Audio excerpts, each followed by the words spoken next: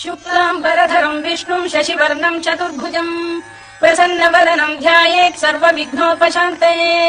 व्यासम् वसिष्ठनप्तारम् शक्तेः पौत्रमकल्मषम् पराशरात्मजम् वन्दे शुकतातम् तपोनिधिम् व्यासाय विष्णुरूपाय व्यासरूपाय विष्णवे नमो वै ब्रह्मनिधये वासिष्ठाय नमो नमः अविकाराय शुद्धाय नित्याय परमात्मने सदैकरूपरूपाय विष्णवे सर्वजिष्णवे यस्य स्मरणमात्रेण जन्म संसारबन्धनात् विमुच्यते नमस्तस्मै विष्णवे प्रभविष्णवे ॐ नमो विष्णवे प्रभविष्णवे श्रीवैशम्पायन उवाच श्रुत्वा धर्मानशेषेण पावनानि च सर्वशः युधिष्ठिरः शान्तनवम् पुनरेवाभ्यभाषत युधिष्ठिर उवाच किमेकम् दैवतम् लोके किम् वाप्येकम् परायणम् स्तुवन्तः कङ्कमर्चन्तः प्राप्नुयुर्मानवा शुभम् को धर्मः सर्वधर्माणाम् भवतः परमो मतः किम् जपन्मुच्यते जन्तुर्जन्म संसारबन्धनात् श्रीभीष्म उवाच जगत्प्रभुम् देवदेवमनन्तम् पुरुषोत्तमम् स्तुवन्नाम सहस्रेण पुरुषः सततोत्थितः तमेव चार्चयन् नित्यम् भक्त्या पुरुषमव्ययम् ध्यायम् स्तुवन्नमस्यम् च यजमानस्तमेव च अनादिनिधनम् विष्णुम् सर्वलोकमहेश्वरम् लोकाध्यक्षम् स्तुवन् नित्यम् सर्वदुःखातिगो भवेत् ब्रह्मण्यम् सर्वधर्मज्ञम् लोकानाम् कीर्तिवर्धनम् लोकनाथम् महद्भूतम् सर्वभूतभवोद्भवम् एष मे सर्वधर्माणाम् धर्मोऽधिकतमो मतः यद्भक्त्या पुण्डरीकाक्षम् स्तवैरच्चेन्नरः सदा परमम् यो महत्तेजः परमम् यो महत्तपः परमम् यो महद्ब्रह्म परमम् यः परायणम् पवित्राणाम् पवित्रम् यो मङ्गलानाम् च मङ्गलम् दैवतम् देवतानाम् च भूतानाम् यो व्ययक्तिका यतः सर्वाणि भूतानि भवन्त्यादियुगागमे यस्मिंश्च प्रलयम् यान्ति पुनरेव युगक्षये तस्य लोकप्रधानस्य जगन्नाथस्य भूपते विष्णोर्नाम सहस्रम् मे शृणु पापभयापहम् यानि नामानि गौणानि विख्यातानि महात्मनः ऋषिभिः परिगीतानि तानि वक्ष्यामि भूतये ऋषिर्नाम्नाम् सहस्रस्य वेदव्यासो महामुनिः छन्दोऽनुष्टुप् तथा देवो भगवान् देवकीसुतः अमृतांशुद्भवो बीजम् शक्तिर्देवकी नन्दनः त्रिसामाहृदयम् तस्य शान्त्यर्थे विनियुज्यते विष्णुम् जिष्णुम् महाविष्णुम् प्रभविष्णुम् महेश्वरम् अनेकरूपदैत्यान्तम् नमामि पुरुषोत्तमम् अस्य श्रीविष्णोर्दिव्यसहस्रनाम स्तोत्रमहामन्त्रस्य श्रीवेदव्यासो भगवान् ऋषिः अनुष्टुप्छन्दः श्रीमहाविष्णुः परमात्मा श्रीमन्नारायणो देवता अमृतांशुद्भवो भानुरिति बीजम् देवकी नन्दन श्रेष्ठेति शक्तिः उद्भवः क्षोभणो देव इति परमो मन्त्रः शङ्खबृन्नन्दकी चक्रीति कीलकम् शार्ङ्गधन्वा गदाधर इत्यस्त्रम् रथाङ्गपाणिरक्षोभ्य इति नेत्रम् त्रिसामासामगः सामेति कवचम् आनन्दम् परब्रह्मेति योनिः ऋतुः सुदर्शनकाल इति दिग्बन्धः श्रीविश्वरूप इति ध्यानम् श्रीमहाविष्णुप्रीत्यर्थे सहस्रनाम जपे विनियोगः ध्यानम् क्षीरोदन्वत्प्रदेशे शुचिमणिविलसत्सैकते मौक्तिकानाम् मालातृप्तासनस्थ स्फटिकमणिनिभैर्मौक्तिकैर्मण्डिताङ्गः शुभ्रैरभ्रैरदभ्रैरुपरि विरचितैर्मुक्तपीयूषवर्षैः आनन्दीन पुनीयादरिनडिन गदा शङ्खपाणिर्मुकुन्दः भूः पादौ यस्य नाभिर्विहरसुरनिलश्चन्द्रसूर्यौ च नेत्रे कर्णावाशा शिरोद्यौ मुखमपि दहनो यस्य वास्तेयमब्धिः अन्तस्थम् यस्य विश्वम् सुरनरखगो भोगि गन्धर्व दैत्यैः चित्रम् रम्यते तम् त्रिभुवन वपुषम् विष्णुमीशम् नमामि ॐ नमो भगवते वासुदेवाय शान्ताकारम् भुजगशयनम् पद्मनाभम् सुरेशम् विश्वाधारम् गगनसदृशम् मेघवर्णम् शुभाङ्गम् लक्ष्मीकान्तम् कमलनयनम् योगिहृध्यानगम्यम् वन्दे विष्णुम् भवभयहरम् सर्वलोकैकनाथम् मेघश्यामम् पीतकौशेयवासम् श्रीवत्साङ्कम् कौस्तुभोद्भासिताङ्गम् पुण्योपेतम् पुण्डरीकायताक्षम् विष्णुम् वन्दे सर्वलोकैकनाथम् नमः समस्तभूतानामादिभूताय भूभृते अनेकरूपरूपाय विष्णवे प्रभविष्णवे सशङ्खचक्रम् सकिरीटकुण्डलम् सपीतवस्त्रम् सरसीरुपेक्षणम् सहारवक्षस्थलशोभिकौस्तुभम् नमामि विष्णुम् शिरसा चतुर्भुजम् छायायाम् पारिजातस्य हेम सिंहासनोपरि आसीनमम्बुदश्याममायताक्षमलङ्कृतम् चन्द्राननम् चतुर्बाहुम् श्रीवत्साङ्कितवक्षसम् रुक्मिणी सत्यभामाभ्याम् सहितम् कृष्णमाश्रये।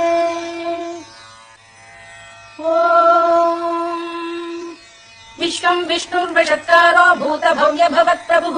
भूतभृद्भावो भूतात्मा भूतभावनः भूतात्मा परमात्मा च मुक्तानाम् परमागतिः अव्ययः पुरुषः साक्षी क्षेत्रज्ञोऽक्षर एव च योगो योगविदाम् नेता प्रधान पुरुषेश्वरः नारसिंहवपुः श्रीमान् केशवः पुरुषोत्तमः सर्वः शर्वः शिवस्थाणुर्भूतादिर्निधिरव्ययः सम्भवो भावनो भर्ता प्रभवः प्रभुरीश्वरः स्वयम्भूः शम्भुरादित्यः पुष्कराक्षो महास्वनः अनादिनिधनो धाता विधाता धातुरुत्तमः अप्रमेयो ऋषिकेशः पद्मनाभोमर प्रभुः विश्वकर्मा मनुस्पष्टा स्थविष्टस्थविरोध्रुवः अग्राह्यः शाश्वत कृष्णो लोहिताक्ष प्रदर्दनः प्रभूतस्त्रिकदुग्धाम पवित्रम् मङ्गलम् परम् ईशान प्राणद प्राणो ज्येष्ठः श्रेष्ठः प्रजापतिः हिरण्यगर्भो भूगर्भो माधवो मधुसूदनः ईश्वरो विक्रमी धन्वी मेधावी विक्रमक्रमः अनुत्तमो दुराधर्ष कृतज्ञ कृतिरात्मवान् सुरेशः शरणम् शर्म विश्वरेता प्रजाभवः अधः संवत्सरो व्याळ प्रत्ययः सर्वदर्शनः अजः सर्वेश्वरः सिद्धः सिद्धिः सर्वादिरच्युतः वृषाकपिरमेयात्मा सर्वयोग विनिसृतः वसुर्वसुमनः सत्यः समात्मा संविदः समः अमोघः पुण्डरीकाक्षो वृषकर्मा वृषाकृतिः रुद्रो बहुशिरा बभ्रुर्विश्वयोनिश्रुतिश्रवाः अमृतः शाश्वतस्थाणुर्वरारोहो महातपाः सर्वगः सर्वविद्वानुर्विश्वक्सेनो जनार्दनः वेदो वेदविदव्यङ्गो वेदाङ्गो वेदवित्कविः लोकाध्यक्षः सुराध्यक्षो धर्माध्यक्ष कृताकृतः चतुरात्मा चतुर्व्यूहश्चतुर्दंष्टश्चतुर्भुजः भ्राजिष्णुर्भोजनम् भोक्ता सहिष्णुर्जगदादिजः अनभो विजयो जेता विश्वयोनिः पुनर्वसुः उपेन्द्रो वामनः प्रांशुरमोघः शुचिरूर्जितः अतीन्द्रः सङ्ग्रहः सर्गो धृतात्मा नियमो यमः वेद्यो वैद्यः सदा योगी वीरः माधवो मधुः अतीन्द्रियो महामायो महोत्साहो महाबलः महाबुद्धिर्महावीर्यो महाशक्तिर्महाद्युतिः अनिर्देश्य वपुः श्रीमान् अमेयात्मा महादृधृत् महेश्वासो महीभर्ता श्रीनिवासः सताङ्गतिः अनिरुद्धः सुरानन्दो गोविन्दो गोविदाम्पतिः मरीचिर्दमनो हंसः सुपर्णो भुजगोत्तमः हिरण्यनाभः सुतपाः पद्मनाभः प्रजापतिः अमृत्युः सर्वदृक्सिंहः सन्धाता सन्धिमान् स्थिरः अजो दुर्मर्षणः शास्ता विश्रुतात्मा सुरारिः गुरुर्गुरुतमो धाम सत्यः सत्यपराक्रमः निमिषो निमिषस्रग्वी वाचस्पतिरुदारधीः अग्रणी ग्रामणी श्रीमान् न्यायो नेता समीरणः सहस्रमूर्धा विश्वात्मा सहस्राक्षः सहस्रपात् आवर्तनो निवृत्तात्मा संवृतः सम्प्रमर्दनः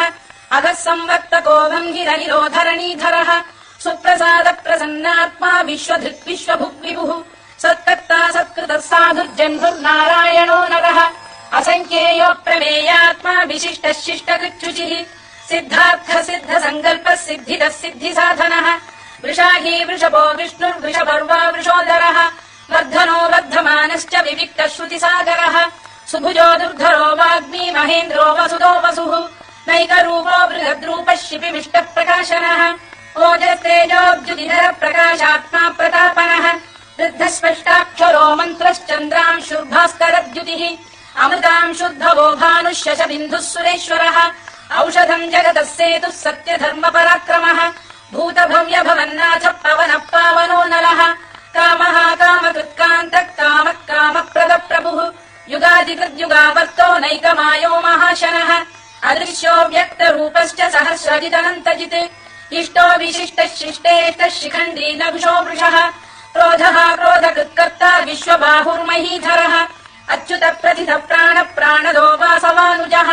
अपाम् निधिरधिष्ठानमप्रमत्त प्रतिष्ठितः स्कन्द स्कन्दधरो धुर्यो वरदो वायुवाहनः वासुदेवो बृहद्भानुरादिदेवः पुरन्दरः अशोकस्तारणस्तारः शूरः शौरिर्जनेश्वरः अनुकूलः शतावर्तः पद्मी पद्मनिभेक्षणः पद्मनाभोरविन्दाक्षः पद्मगर्भः शरीरभृत् महर्धिर्वृद्धो वृद्धात्मा महाक्षो गरुडध्वजः अतुलः शरभो भीमः समयज्ञो हविर्हरिः सर्वलक्षणलक्षण्यो लक्ष्मीवान् समितिञ्जयः विक्षरो रोहितो मार्गो हेतुर्दामोदरः सहः महीधरो महाभागो वेगवानमिताशनः उद्भवः क्षोभणो देवः श्रीगर्भः परमेश्वरः करणम् कारणम् कर्ता विकर्ता गहनो गुहः व्यवसायो व्यवस्थानः संस्थानस्थानदो ध्रुवः परद्धिः परमस्पष्टस्तुष्टः पुष्टः शुभेक्षणः रामो विरामो विरतो मार्गो नेयो नयोनयः वीरः शक्तिमताम् श्रेष्ठो धर्मो धर्मविदुत्तमः वैकुण्ठः पुरुष प्राण प्राणद प्रणव पृतुः हिरण्यगर्भः शत्रुघ्नो व्याप्तो वायुरथोक्षजः ऋतुः सुदर्शनकारः परमेष्ठी परिग्रहः उग्रः संवत्सरो दक्षो विश्रामो विश्वदक्षिणः विस्तारस्थावरस्थाणु प्रमाणम् बीजमव्ययम् अर्थोऽनर्थो महाकोशो महाभोगो महाधनः अनिर्विण्णस्थविष्ठो भूर्धर्मयूपो महामखः नक्षत्रनेमिर्नक्षत्री क्षमः क्षामः समीहनः यज्ञयुज्यो मेद्यश्च क्रतुः सत्रम् सदाम् गतिः सर्वदर्शी विमुक्तात्मा सर्वज्ञो ज्ञानमुत्तमम् सुव्रतः सुमुखः सूक्ष्मः सुघोषः सुखदः सुहृत् मनोहरो जितक्रोधो वीरबाहुर्विदारणः स्वापनः स्ववशो व्यापी नैकात्मा नैककर्मकृत् वत्सरो वत्सलो वत्सी रत्नगर्भोधनेश्वरः धर्मकृद्धर्मकृद्धर्मी सदसक्षरमक्षरम् अविज्ञाता सहस्रांशुर्विधाता कृतलक्षणः गभस्तिरेमिः सप्तस्तः सिंहो भूतमहेश्वरः आदिदेवो महादेवो देवेशो देवभृद्गुरुः उत्तरो गोपतिर्गोप्ता ज्ञानगम्यः पुरातनः शरीरभूतवृद्भोक्ता कवीन्द्रो भूरि दक्षिणः सोमपो मृतपः सोमः पुरुजिः पुरुषत्तमः विनयो जयः सत्यसन्धो दाशार्हः सात्वतम् पतिः जीवो विनयिता साक्षी मुकुन्दो मितविक्रमः अम्भो निधिरनन्तात्मा महोदधिशयोऽन्तकः अजो महार्घः स्वाभाव्यो जितामित्रप्रमोदनः आनन्दो नन्दनो नन्दः सत्यधर्मात्रिविक्रमः महर्षि कपिलाचार्यः कृतज्ञो मेदिनीपतिः त्रिपुरस्त्रिदशाध्यक्षो महाशृङ्गकृतान्तकृत् महावराहो गोविन्दः सुषेणः कनकाङ्गिनी गुह्यो गभीरो गहनो गुप्तश्चक्रगदाधरः वेधास्वाङ्गो जितकृष्णो दृढः सङ्कर्षणोच्युतः वरुणो वारुणो वृक्षः पुष्कराक्षो महामनाः भगवान् बलहानन्दी वनमाली हलायुधः आदित्यो ज्योतिरादित्यः सहिष्णुर्गतिसत्तमः सुधन्वाखण्ड परशुर्दारुणो द्रविणप्रदः दिवस्पृक् सर्वदृक्व्यासो वाचस्पतिरयो निजः त्रिसामासामगः साम निर्वाणम् भेषजम् भिषत् सन्न्यासवृक्षमशान्तो निष्ठा शान्तिः परायणम् शुभाङ्गः शान्तिदः स्रष्टा कुमुदः कुवलेशयः गोहितो गोपतिर्गोप्ता वृषभाक्षो वृषप्रियः अनिवर्ती निवृत्तात्मा संक्षेप्ताक्षेमकृत् शिवः श्रीवत्सवक्षः श्रीवासः श्रीपतिः श्रीमताम्बरः श्रीरः श्रीशः श्रीनिवासः श्रीनिधिः श्रीविभावनः श्रीधर श्रीकर श्रेयः श्रीमान् लोकत्रयाश्रयः स्वक्षस्वङ्गः शतानन्दो नन्दिर्ज्योतिर्गणेश्वरः विजितात्मा विधेयात्मा सत्कीर्तिश्छिन्न संशयः उदीर्णः सर्वतश्चक्षुरनीशः शाश्वतः स्थिरः भूषयो भूषणो भूतिर्विशोकः शोकनाशनः अर्चिष्मानर्चितः कुम्भो विशुद्धात्मा विशोधनः अनिरुद्धो प्रतिरथ प्रद्युम्नो मितविक्रमः कालनेमिनिः वीरः शौरिः शूरजनेश्वरः त्रिलोकात्मा त्रिलोकेशः केशवः केशिः हरिः कामदेवः कामपालः कामी कान्तकृतागमः अनिर्देश्य वपुर्विष्णुर्वीरोऽनन्तो धनञ्जयः ब्रह्मण्यो ब्रह्मदुद्ब्रह्मा ब्रह्म ब्रह्मविवर्धनः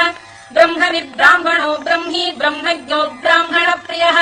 महाक्रमो महाकर्मा महातेजा महोरगः महाक्रतुर्महायज्वा महायज्ञो महाहविः स्तव्यस्तव प्रियस्तोत्रम् स्तुतिस्तोतारणप्रियः पूर्णः पूरयिता पुण्यः पुण्यकीर्तिरनामयः मनोजवस्तीर्थकरो वसुरेता वसुप्रदः वसुप्रदो वासुदेवो वसुर्वसुमनाहविः सद्गतिः सत्कृतिः सत्ता सद्भूतिः सत्परायणः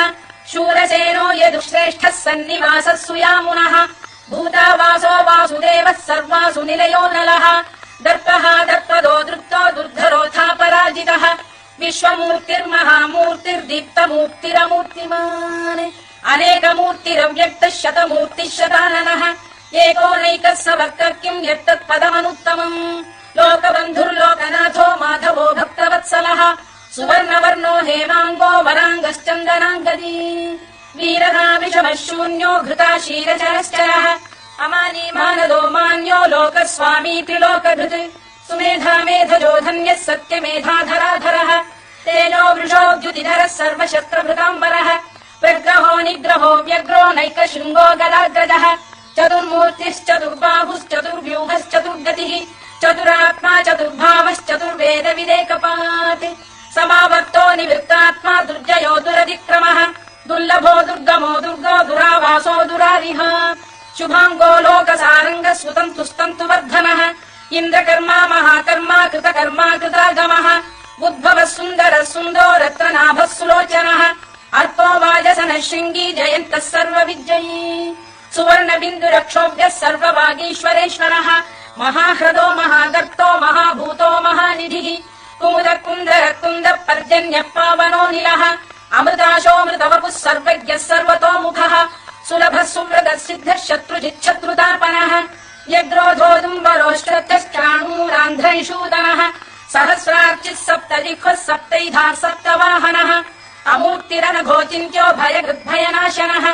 अणुबृहत्तु स्थूलो गुणभिर्निर्गुणो महान् अधृतस्वभृतस्वास्य प्राग्वंशो वंशवर्धनः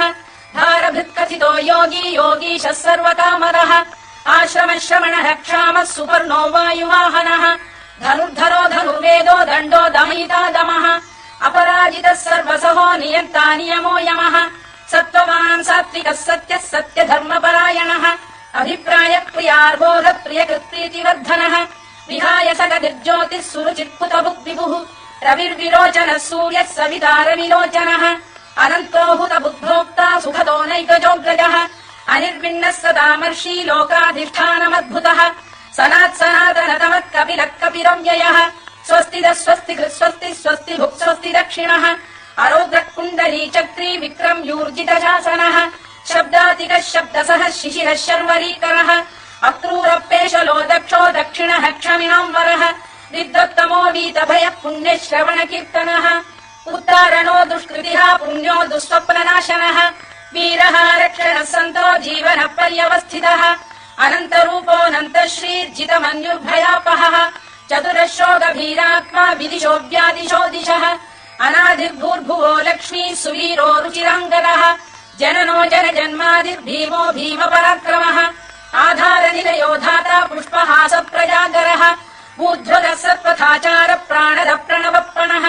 प्रमाणम् प्राणनिलय प्राणभृत्प्राणजीवनः तत्त्वम् तत्त्वविदेकात्मा जन्म मृत्युजरातिगः